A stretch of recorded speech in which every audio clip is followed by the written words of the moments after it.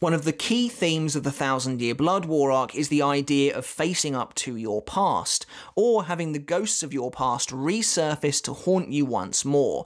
No matter which way you look at it, the idea of the past is integral to this final arc of Bleach, as you can even see in the name of the arc, the Thousand Year Blood War. So many characters in this arc must deal with demons of their ancient past that in some way will shape their very destiny. Ichigo himself must deal with the secrets of his family's history in Everything But the Rain, but perhaps more importantly, specifically to this video, the 4 elder captains of the Gotei 13 must confront their own history in one way or another, looking back to the past and dealing with their demons there in a way that may very well decide their fate. In this video today, we're going to be looking at the character of Retsu Unohana, the captain of the 4th Division, and of course there will be major spoilers for the Thousand Year Blood War arc of Bleach if you haven't read the manga and don't know what's going on with this character, essentially. Now, you guys did vote for this character, and I really appreciate that. I know it has been quite a while since that poll went up. It has taken me a little while, and apparently all of my hair to finally get to this point, but I really do appreciate it, and there will be a new poll going up for the next analysis video, which definitely won't take quite so long, pretty much about the same time as this video goes out, so make sure to keep an eye out for that. And before we kick off this character analysis video, guys, if you haven't subscribed yet, we are inches away from 60,000 subs, so if you want to hit that button and support me like that as a Bleach fan, I would really appreciate it. Give the video a thumbs up as well. If we can get to 1,000 likes, that would just be absolutely amazing, and it would really help the exposure on YouTube, just getting it out there to more Bleach fans like you guys. And finally, I do have a Patreon now as well. If you want to help support me out just that little bit more, you can go to the link that's right there in my description. You can support me for as little as $1 a month, and every single bit really helps me out. So I want to say a big thank you to everyone who is currently a patron. That's really, really appreciated. So I mentioned in that introduction about how each of the 4 elder captains in the Gotei 13 must deal with some kind of demon from their past. And that's no coincidence. Obviously, Kubo does put the spotlight on the older captains to some degree in this final arc, which makes a lot of sense when the very core of this arc is about a historical foe re-emerging to take down the Soul Society once and for all. With Yamamoto, the head captain of the Gotei 13, perhaps the oldest Shinigami with the most skeletons in his closet, quite literally when it comes to his Bankai, his demon from the past is Yhwach, the very main enemy of Bleach, of the final arc, who comes back to wreak vengeance and havoc on the Soul Society, which is something Yamamoto must deal with, and we see, of course, how that does guide his fate. He essentially fails to deal with that demon of his past. It overcomes him and engulfs him, and he succumbs to that and actually dies. Ukitake is a little bit different again. We look at his past, we see him as a young boy, very young boy, but terminally ill, literally on the edge of dying. And his parents, in some ways, almost make like a deal with the devil, with Mimihagi, the right arm of the Soul King, to try and save this boy's life. And this is something that he has to deal with in the present day in the Thousand Year Blood War arc, and again, it consumes his life. He loses his life because of it. But he does try and use that to save the Soul Society, so there is some nobility in that skeleton in the closet.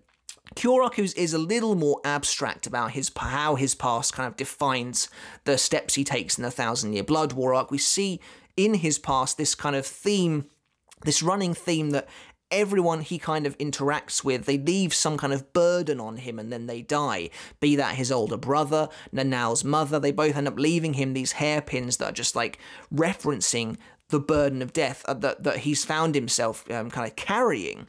And this kind of references a couple of things. It's obviously overtly important in the Nanao and Lil Barrow fight, where he's feeling responsible for what might happen to Nanao, but perhaps more intrinsically, with the Thousand Year Blood War arc, it's referencing the burden he carries on his shoulders after losing his father figure and taking on the role of the head captain. And then we finally make it to Unohana, the character of today's video, and her demon of the past is quite a literal one. It's herself. And it's really fascinating, I think, to see Unohana in this light, because we've been told the Gotei 13 of old, the original Gotei 13, were a gang of thugs, a ruthless gang of criminals and brutal bullies, essentially, who went around wielding their swords in a kind of lawless and domineering way. And in many ways, this version of Unohana is the closest we ever get to seeing that original Gotei 13. Yamamoto obviously was a part of that. He was the ringleader essentially, but he has very much left that life behind. And that's another way his past comes back to haunt him, in a way very explicitly explained by Yuha Bark. He says, you know, you've become weak, you've let the Gotei grow weak, you've changed, and because of that, I'm going to crush you, because Yuha is from that animalistic, brutalistic time, and he hasn't changed like Yama has, which gives him the edge here. So Unohana is the closest we ever get to see of that. Yamamoto, we never see his more demonic side. Unohana we do, and she is the vessel through which we get to see the original Gotei 13 in some kind of action, as little as it may be. And I'll be honest, I think the changes to her in the Thousand Year Blood War arc make her a considerably more interesting character. That's why I've literally started on the Thousand Year Blood War, because I think without it, she is a little bit one note, and Kubo really doesn't do a lot with her throughout the rest of the series. But let's get on with this character overview. She actually first makes her appearance in chapter 81. She is actually in this story for quite a while. She first appears in 81, and her final appearance is in 527, when she is killed by Kenpachi Zaraki, kickstarting his journey, eventually culminating in him having a Bankai of his own. Looking at her appearance and her personality, you know, I'm never really going to complain too much about a design of Kubo's. I think he genuinely knocks it out of the park with every single character he has. Retsu Unohana's design, she's reserved, she's serene, she's calm, almost like royal-like. She's very, very regal and composed and holds herself very well in this manner that you kind of look at her and you understand why the Shinigami respect her so much. Even though she hasn't really done anything in the story, she does command that screen presence. And at the same time, the way the braid is done up so tightly under her chin and concealing her front, you do get that sense that maybe she is hiding something, coupled with the way she's able to terrify people, whether that's 11th Division members or even characters like Kyoraku in the Turn Back the Pendulum arc. You do get the sense that this character, there may be more to her than meets the eye.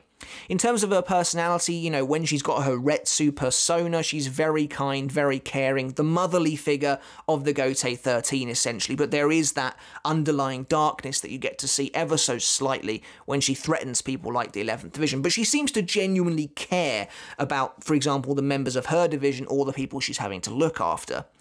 Of course, Yachiru Unohana is a total 180, in a way that creates a real dissonance with the character, I think. She's like two totally separate people, and I actually think that is obviously supposed to be the idea here.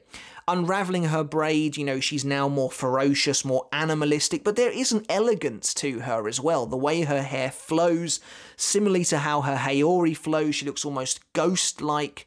And I think that is really, really important. I think the way Kubo draws this character is just awesome. Like, Yachiru Unohana looks really cool, from her facial features to her eyes that are like barely open. Her eyelashes are like so thick and dark that you can barely see the lights of her eyes, and that's clearly the point. You know, she's supposed to look like she's drinking the cusp of darkness. Like, she's supposed to be genuinely Yachiru Unohana, although I don't think she is this kind of character in the present day. She's supposed to be reminiscent of Soul Society's ancient, evil, cruel past. And I think Kubo nails that with how she looks. She looks kind of scary. You know, and you know, again, talking about screen presence, she makes Kenpachi look like a baby next to her, I think, anyway, when they have their fight. And I think that's phenomenally well done. There's obviously the scar as well that Kenpachi gave her. Nice symbolism all round, really, with how Unohana looks. And it even extends to her Zanpakuto. She has an incredibly long Todachi, I believe it's called. And again, that just adds to the whole flowing nature of this character's look. I think it works really well. And her personality as Yachiru Unohana is quite serious, but there is that kind of sense that she is mentoring Kenpachi in this fight. That's why I don't think we get a true reflection of how she was 1,000 years ago necessarily, because she has still matured. She does have that extra 1,000 years of experience as being Retsu Unohana to fall back on now as well. So I don't think she's ever going to be the exact same person that she was all those years ago, but she is battle hungry, she loves the fight, you know, but she also has contempt for the way Kenpachi holds himself, and that's really fascinating. You know, Kenpachi Zaraki has always been presented as like the top dog, you know, he is the king of fighters in the Soul Society, so it's fascinating to me to see someone come in, just slap him around and really talk down to him about the way he's been doing things. And I absolutely love that. And it goes, you know, 2 for 2 with Kenpachi himself as well. Like, he's thinking all the time. Like, he sounds like he's learning, like he's a student. I think that's fascinating. So for me, Unohana was never the most interesting character. And I think Kubo, you know, he doesn't go out of his way to make her that interesting until the 1000-Year Blood War arc. I'll just put my hands up and say that. Healer characters, you know, they're never that. You know, they're never going to be the coolest character, are they? You know, on a very surface level, she kind of comes in, does a bit of healing every now and then, and up until the 1000-Year Blood War arc, basically doesn't do anything. So for me, she was never one of my favourite captains, or even my favourite, you know, characters, but I think she does transform for the better in the 1000-Year Blood War arc. That actually rounds her out really nicely. Moving on to her plot overview, in the Soul Society arc, she really doesn't do a lot. Now, she does actually appear in all 4 major story arcs, which is really cool, but she doesn't do a whole lot in this first story arc. You get her initial introduction. She is introduced as the kind of matriarch of Soul Society, very motherly, like I said, coming in to identify Aizen's corpse. Now, what's really cool here, though, is that while Unohana is basically just used in a healing capacity here, there's already more to her than meets the eye. And, you know, she doesn't have the most outlandish design. She doesn't have a huge role in the plot, so I feel like it's probably fairly easy to overlook her at this early stage in the story. But if you look a little closer, there is more going on with this character than meets the eye. So she does appear to be on the side of law in the Soul Society's civil war. This is a concept I've brought up before in my videos. The Soul Society arc eventually splits the Gotei into 2 sides, the side of law and the side that kind of, you know, is not necessarily rebelling, but they almost like they can see things clearer and they're trying to do something about what's going on here. Unohana appears to be on the side of law. What's interesting about her, however, is that although she does appear to be on that side, she actually maintains more of a neutral position throughout, kind of just healing anyone who needs to be healed, and then eventually going straight to the source and confronting Aizen and Gin in the Central 46, showing obviously great insight. You know, she was able to kind of deduce that something was slightly off about Aizen's corpse, even though she doesn't correctly guess what it is. She's literally about the only person who thinks that something might not be quite right here. And I love that. And I think the way she just completely just goes in there to confront Aizen and Gin without a second thought is really cool, really telling of how powerful she actually is. Now, of course, when she does confront Aizen and Gin in the Central 46, she doesn't know the extent of Aizen's power. However, I do think it's telling that Aizen just leaves without a fuss, rather than, you know, trying to one-shot her like he does to Hitsugaya. Remember that he takes Hitsugaya out in a single stroke moments before Unohana arrives. It's not like he doesn't have the time if he thought he could do it, but clearly he doesn't. You know, Aizen's an incredibly smart guy. He doesn't want to try and fight Unohana, and I think that's really telling, and honestly really, really cool. Then after that, you know, you get to see Minazuki in action, this massive like manta ray, which is again is just so creative, and Kubo's absolutely just on fire with these designs all the time. And you know, she kind of eats people and then spits them out, and they're getting healed by Minazuki's stomach acids essentially. So Unohana does kind of just play the role of cleanup towards the end of the arc, and really, like I said, she doesn't do a huge amount in this first arc, but there are a couple of things, like I said, that set her up for being perhaps one of the more perceptive characters, but also someone to be feared. And right at the end of the arc, she absolutely terrifies the 11th Division members who are causing a ruckus in the infirmary. What's kind of fascinating about this, though, is looking back now, going back through Bleach to kind of research this character. Here, when she is scolding the 11th Division guys, she must also, you think, maybe deep down inside relate to them in some way as well, but, you know, I think that's kind of fascinating that she has this persona that she is so dedicated to. I think it does work really well for the character. We then move on to the Arrancar arc, and once again I have to say Unohana doesn't do a huge amount here either. She appears in Wako Mundo with Mayuri, Byakuya and Kenpachi to help aid Ichigo's team, and she arrives where Chad is and the Exequias. And what's really cool is Rudborn just immediately initiates a retreat the moment she shows up. And now Unohana's 2 for 2 for appearing in front of confronting enemies and then just immediately retreating, so that's pretty good going, I'd say, for her. But once again, she just kind of plays the role of a healer. Again, kind of adopting a neutral stance. She even decides to heal Gantenbane after he was defeated by Chad. Really, she always exudes immense confidence, which I think is really important. Unohana is very, very rarely ever rattled. And that's actually really interesting, I think, that because Unohana is a captain I think we feel very distant from a lot of the time, because she's not involved necessarily in any of the major storylines or the major battles. She is kind of a fringe captain, but she's coming at it from a position of immense experience. And I think the reader, in many ways, judges her in the same way a lot of the characters do, in that she is kind of this distant, almost insurmountable, statuesque figure with tons of experience and like just world-weary knowledge. And I think that's really cool. She then heads to fake Karakura Town with Ichigo, and this is Kubo throwing her a bone. 100% this is him giving her actually a standout moment to do something, and I really like it. So basically Ichigo is heading towards fake Karakura, he knows he has to take on Aizen, and Unohana's kind of giving him a pep talk, and it's a really nice chance for the two characters to actually come together and talk, because normally in normal circumstances Ichigo and Unohana are barely ever going to say anything to each other. So this is a really fresh moment. And you get obviously the hints that Ichigo can probably defeat Aizen due to the amount of Reiatsu he has based on his Shihakusha and all that sort of thing. And Unohana again being perceptive enough to figure that out and then healing him as they go. Things get a little bit weird for Unohana when they arrive in fake Karakura Town, and this honestly, and I don't mean this as like a criticism, because I think it's absolutely fair enough to not know exactly where all of your characters are going to end up. But the fake Karakura Town really makes me think that Kubo didn't necessarily have Unohana's backstory planned out yet. Because she arrives, she helps Hiyori, who is on death's door, she kind of heals just about everyone who is there, and that obviously makes total sense. But knowing Unohana is literally one of the most skilled fighters in the Soul Society, as we will see, she can run rings around Kenpachi Zaraki. It's really weird that she doesn't fight at all. She doesn't fight at all. No, like, you know, Aizen is on the verge of achieving his goal. You know, he's just wiped out the Gotei 13 in front of her very eyes. Yamamoto has been knocked out because of Aizen's trickery. And we kind of have to accept that Unohana is just chilling, like healing people, and decides not to fight. Which is weird, because she then witnesses Isshin, Urahara, Yoruichi get wiped out as well. Aizen then goes to the real Karakura Town, and apparently she's alright with that. It's one of those bits where you really have to suspend your disbelief. Maybe Kubo kind of just forgot about her as well. I'm not entirely sure. But it's difficult to look back knowing what we know in the Thousand Year Blood War, knowing how strong she is, but also how loyal she was to Yamamoto as essentially his right-hand man from 1,000 years ago.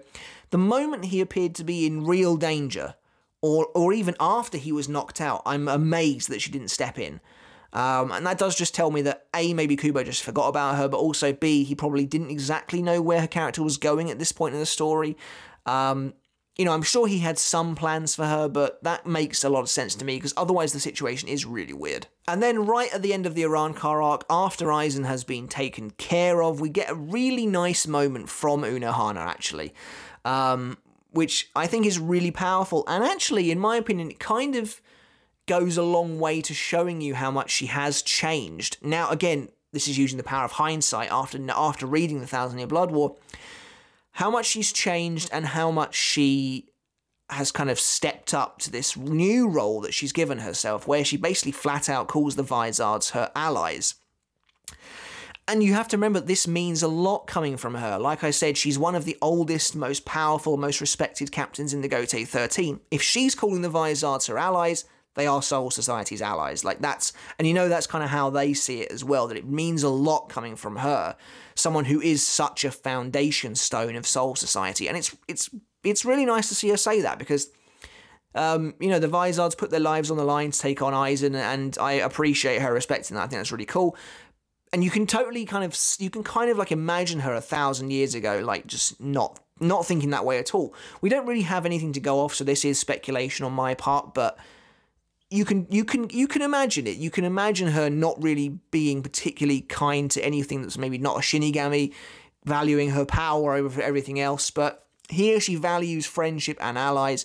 And there's a point I want to get to later, but I think this helps reinforce it, about how Retsu Unohana is just as much a person as Yachiru Unohana, which is something we'll talk about later. The Lost Agent arc comes around, and although Unohana does have a couple of very minor appearances, she really does absolutely nothing at all. She kind of questions Yamamoto during the flashback about Urahara creating the Reiatsu blade, but it's really literally just, does that mean you're going to do it? And then he's like, yes, and that's basically it.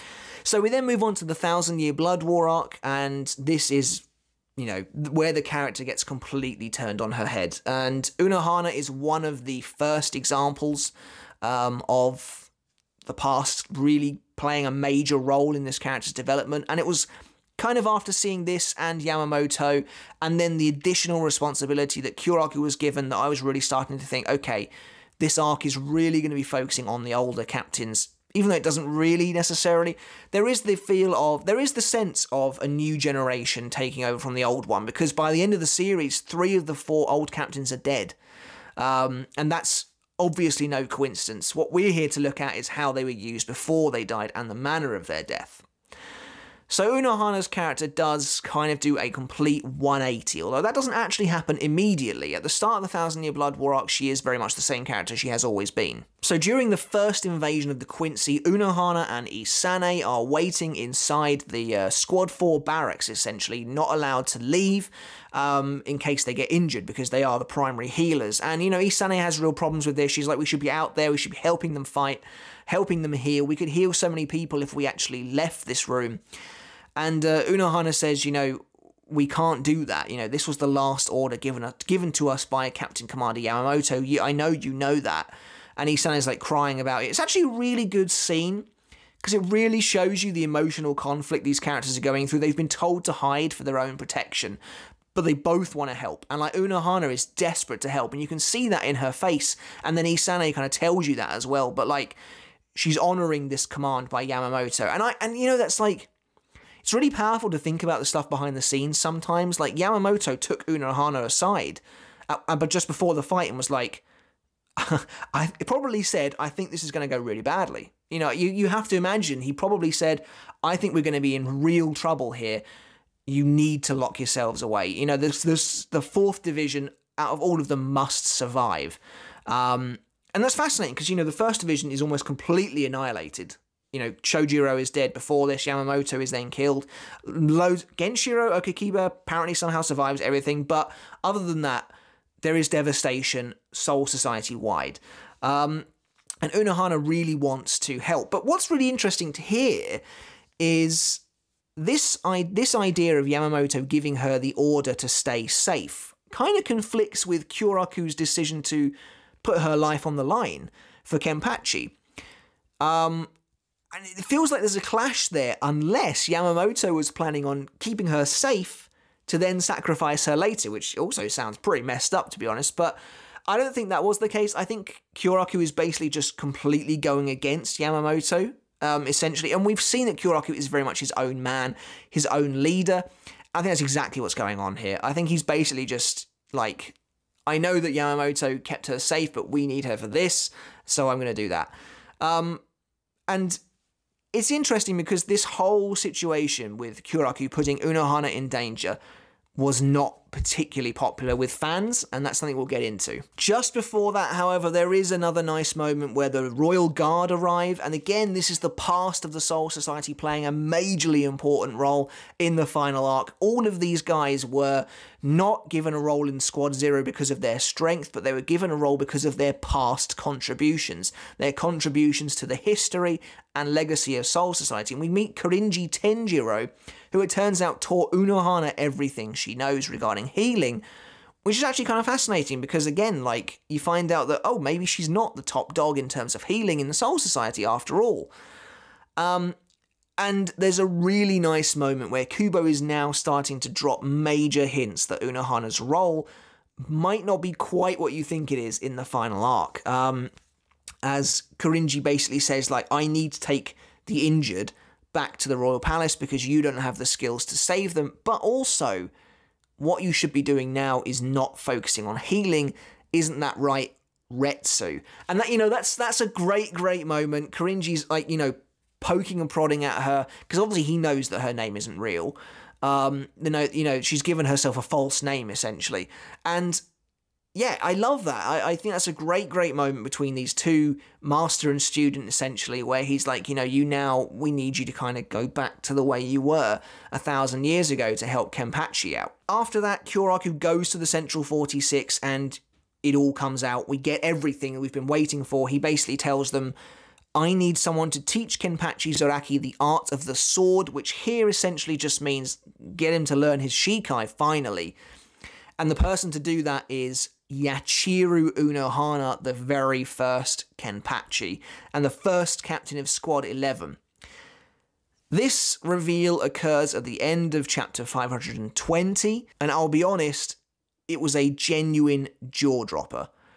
This was a great reveal. It was exciting, it was validated, and it just got the fan base really excited for Unohana's character, which is something that I just don't think had really been done up until this point. But what makes this twist so good is that it's just so not problematic at all. It explains loads about Unohana, it really helps a lot of things click into place, but it also explains so much about Kenpachi as well. It really ties up Kenpachi, Yachiru, and Unohana's backstories into such a nice little package as well. Finding out that Unohana was the original Kenpachi, that Kenpachi himself looks up to so much that he named Yachiru after her. Bear in mind as well, that was actually about the only thing we knew about Yachiru before this, was that she was named after someone Kenpachi admired. To find out that person was Unohana was honestly just awesome, and that she was the right-hand man of Yamamoto 1,000 years ago. She was a horrible person, like this complete criminal who was inducted into the ranks of the Gotei 13. Yeah, it's awesome. It's really, really well done and adds such an interesting layer to this character. Now, at this point, it's important to remember a couple of things. Prior to the 1,000 Year Blood War arc, people were desperate to see Unohana do something, and Kubo actually promised it would happen. He said that he was going to let her fight, and he was also going to unravel her braid. What fans probably weren't expecting was that this was all going to happen at once, and then never again. Which, I've got mixed feelings about. So Unohana takes Kenpachi Zaraki down to Muken, the endless, limitless 8th level of the prison, for them to train. And it's fitting, of course, the prison setting for, as Kenpachi says, two people who, if they hadn't got any power, would just be regular criminals, something Unohana agrees with. And, this is a really eye-opening moment for this character. We see Unohana now with her hair down, sporting a almost crazed look just glazing over her face. She's become, in a sense, a totally different person. And I do really wonder about this characterization. What are we supposed to be seeing here? Are we supposed to be seeing Unohana's true self, a reflection of who she actually is and actually has been this whole time? Or is it more a reflection of the person she once was that she's now had to dredge up for this moment? And I think it's difficult to say. I think what we are seeing for sure, however, is one side of her heart. This is definitely at least who she once was, now resurfaced. If you want my opinion, what I actually think is going on here with Unohana, which kind of explains the 180, is that basically what we're seeing here is not necessarily who she is right now, but she is tapping into her dark side, essentially. She's tapping into the darkness within her and dredging it up again to use for this moment where it is finally necessary to do so. And my reasoning for that is because you see real displeasure on her face when it's starting to dawn on her. You have to assume that she's going to have to go down this route again. I kind of get the impression, at least anyway, that this is something she has sealed behind her a long time ago. She does genuinely seem to care about people now, whether that's Isane, she even leaves her a note before she, presumably she knows she's going to her death. Or even if she doesn't, she's probably, I would assume, revealing to Isane the truth. I think that's what you're supposed to think anyway. She definitely cares about Isane. Like I said, she cares about Hanataro. She cares about the people she's actually looking after. And I think it would be foolish to assume that she hasn't changed at all in 1,000 years. Not only would it be foolish, it would be doing her a disservice as well to think that she's literally so static, that she's literally just this bloodthirsty, battle-hardened monster, but like giving everyone a fake visage. I don't think that's it at all. I think more likely she tried to change like Yamamoto did. They both tried to adopt a new persona for a new era, and she has firmly locked this version of herself away. And Kyoraku is asking her, I need you to get it. I need you to break it out again. You know, I need you to tap into that darkness one last time. And that's why she looks so unhappy about it. That's my thought anyway around the sudden change in characterization. I think that... And what's fascinating about this as well is there's just so much coming to me all the time talking about this, because it is fascinating. It's almost like once this Yachiru has been let out of the box, there's no going back. You know, it's like this idea that she knows probably she's going to die here, and that's fine because they're killing off this criminal as well. Like, this Yachiru Unohana will be gone once and for all. It'll just cost Unohana her life to do so. And I think that's really great. I think that's really cool stuff. And I know Kyoraku got a lot of flack for the decision to have Unohana killed. You know, she is their greatest healer. In the middle of a war, it doesn't seem that smart, I've got to be honest. No matter the power gains Kenpachi would receive, it doesn't seem all that clever. And also, what's so weird about this as well is that the stakes are high in this fight, because you know that someone's going to die, and you know it's going to be Unohana as well. But what's really weird is that, in my opinion at least anyway, Kenpachi, is him learning his Shikai really worth this based on the outcome? Because, well, I mean, what happens? What happens following this fight? Gremmy kills himself. Kenpachi is then utterly desecrated by the Femritters. Pernida then completely embarrasses Kenpachi in Varvelt, and then even using his Bankai, Kenpachi can't defeat Gerard alone in Varvelt, and Yhwach has to kill him. So it's awesome for us as readers to see Kenpachi's Shikai, his long-awaited Shikai, his long-awaited Bankai. But whether it was worth it or not, I think is something that's really debatable. Plus, I think as readers, we'd have absolutely loved to have seen Unohana take on some Sternritters. But alas. Regardless, I love this fight. I think it's really, really well done. I think it's so cool to just have a brutal sword fight that isn't dragged out to ridiculous proportions like the Kenpachi Noitra fight. This is a to-the-point, brutal battle, and I think it's really well done as well. And it also just shows you just on such a different level that Unohana actually was to pretty much everyone else. Bear in mind that this is the same Kenpachi who defeated Noitra and defeated Yami, right? He hasn't actually changed at all. That's his most recent state. And Unohana just wrecks him. Like, she just walks circles around him and kills him, then kills him again, then kills him again. And bear in mind, he's getting stronger every time she does this. So he has to basically get to her level eventually, to the point where he can actually start even connecting with her. At one point in the fight, he's like, I actually landed a hit. Which just goes to show how completely on another level Unohana is. I would love for the anime to, you know, give this fight a little bit of embellishment, really showing us how she's dancing around him. That would be awesome to see. And it is a really cool fight. It's awesome seeing her using Kaido and being like, you know, why do you think I started to learn Kaido? So I could make my fights last longer. Then she uses Bankai, the forever nebulous Minazuki, which I've done a whole video on here, so, you know, probably won't go into it too much here, but it's just a great fight. Predominantly has awesome backstory for both of these characters as well. Seeing Kenpachi as a little boy is really cool. I never expected that. Even going into all this, I didn't expect to see that, so that was really great to see. And yeah, just overall, I'm really pleased with this fight. But I can't help but be a little disappointed that it is all she got. I'll be honest, when I was reading this weekly, what I actually thought was going to happen was I thought that Kubo was going to go the sort of figurative route and say that Kenpachi has killed Yachiru Unohana, but Retsu Unohana will now just live on like that forevermore. Like, she's passed the title of Kenpachi on officially. Now she will just be Retsu forever and never again act like this or anything like that. And that's what I was expecting to happen, but no, she actually just straight up dies. Which, yeah, I guess is a little disappointing, because I think people really wanted to see her fight some Quincy's. Like, imagine a tag team of Kenpachi and Unohana versus Gremmy, and Unohana's using Kido and Kenpachi's using his sword. That would have been just great. But I think Kubo probably felt like Kenpachi wouldn't have deserved this growth without a major sacrifice, perhaps. That's what I'm thinking anyway.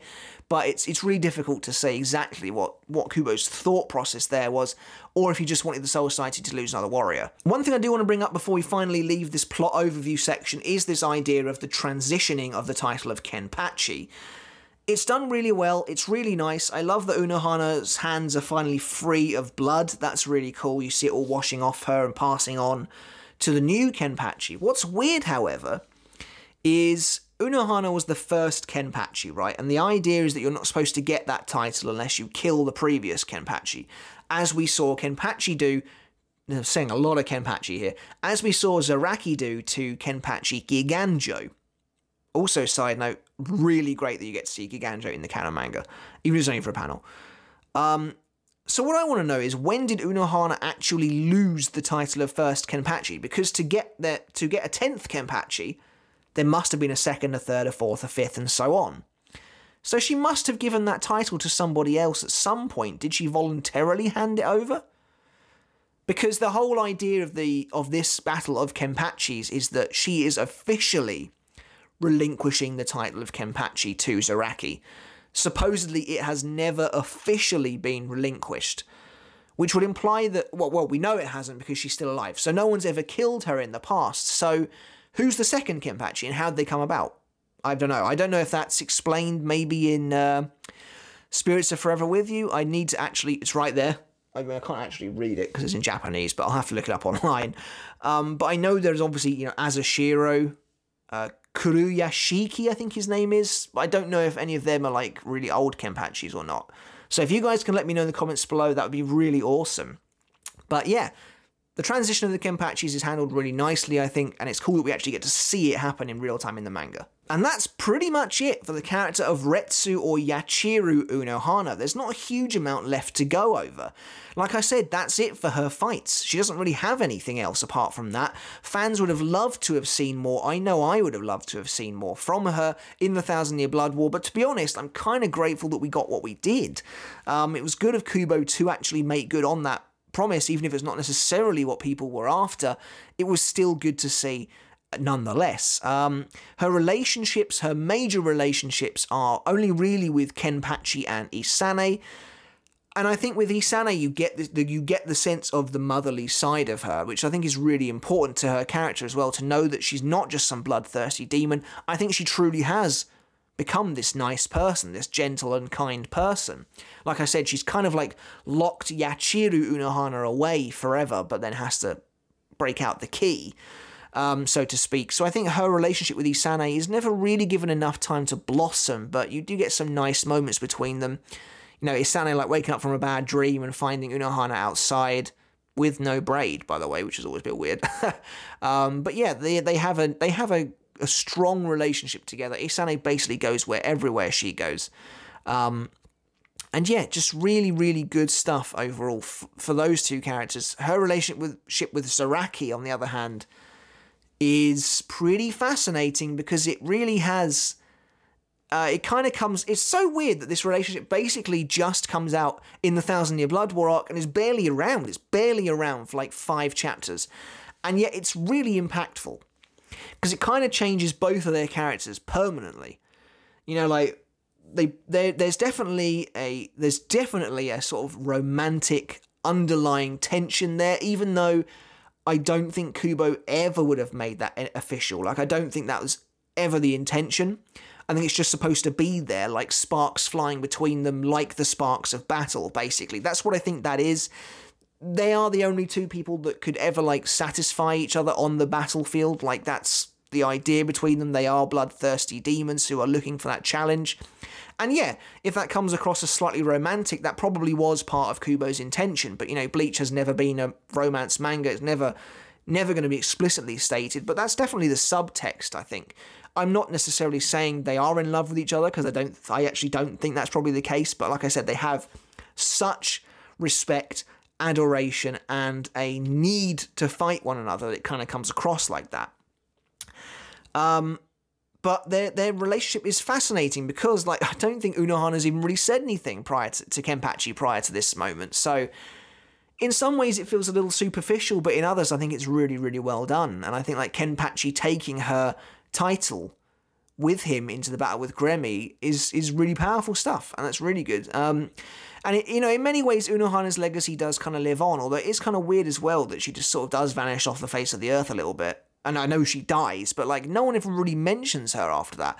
You get the one admittedly nice moment when Kenpachi returns to the battlefield and tells Isane that Unohana's dead and all this sort of thing, but after that, you know, it does kind of feel like she is just not really mentioned again, and then Isane becomes captain later on.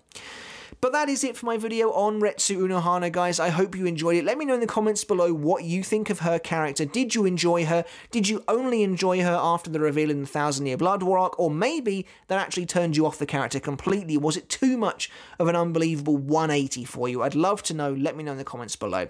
But guys, if you haven't subscribed already, make sure to hit that button now. And until next time, I'll catch you later. I'll see you then.